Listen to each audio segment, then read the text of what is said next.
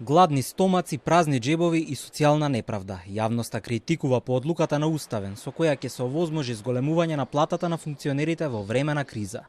Според одлуката на судиите се укинуваат 2 члена од Законот за плата и надоместоци на функционерите. Сега останува дилемата за колку ќе се зголеми платата на овие вработени.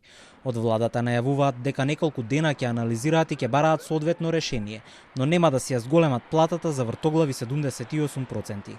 Иако основицата за пресметување плата согласно одлуката на Уставниот суд се зголемува, владата конкретно ги разгледува можностите за намалување на коефициентот за пресметка на плата кај именуваните лица за кои има законска можност, а со цел да не се оптовари буџетот. Покрај овој усогласен и официјален став на владата, денес и дел од функционерите со ублажувачки тонови во своите изјави порачаа дека не сакаат такво драстично зголемување на платите. Од практичен аспект, секој што ќе каже дека секој политичар кој што ќе каже дека не му е важна платата, тоа не е добра порака, бидејќи веројатно има друг извор.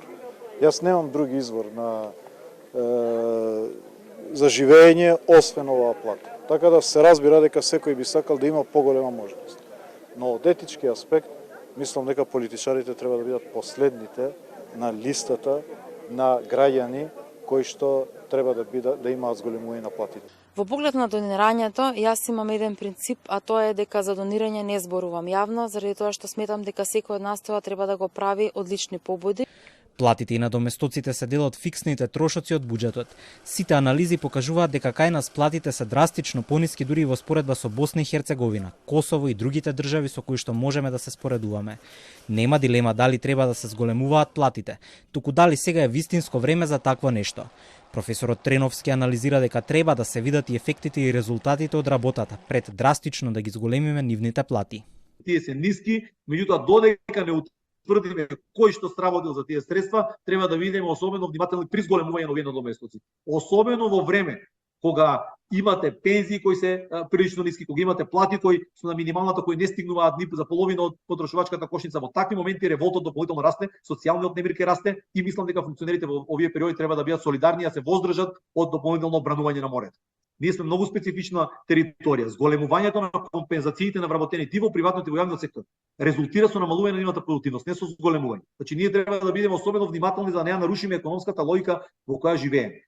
Од Уставен суд велат дека во овој предмет не било поставено прашањето за висината на платите, ниту за одредување на пресметки и проценти, туку се барало оцена на уставноста на конкретни одредби. Член 4 од измените и дополнувањата на Законот за плата и други надоместоци на избрани и именувани лица, донесени во 2010 година, и член 1 од измените на истиот закон донесени во 2014 година. Сега тие се укинати, а останува во сила член 11 од истиот закон, според кој, како основица се зема просечната плата исплатена во минатата година според Државниот завод за статистика, помножена со коефициентот за исплата на плати. За најавеното зголемување на платите по одлуката на Уставен, реагираше и председателот Пендаровски, кој рече дека невкусно е во време на економска криза да се покачуваат платите кои се исплаќаат од државниот буџет. Кои ќе се гонат по службена должност со предвиден